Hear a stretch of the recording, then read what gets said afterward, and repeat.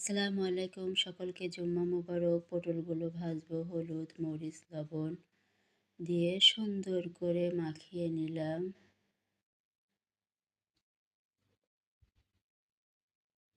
মাংসগুলো সব মশলা দিয়ে সুন্দর করে কষিয়ে নেব।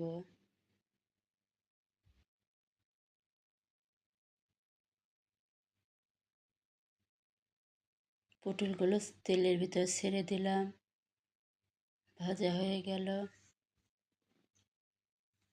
ডিমগুলো ভাজলাম, মশলাগুলো সুন্দর করে কষিয়ে মাছগুলো ভুনা করলাম। ছোলার ডাউল ডিম দিয়ে রান্না করলাম। মাংসগুলো হয়ে গেছে রান্না।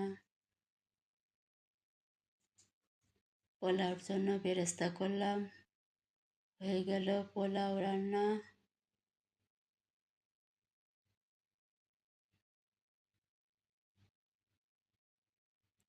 আজকে ছিল আমাদের জুম্মা মোবারকের এই আয়োজন।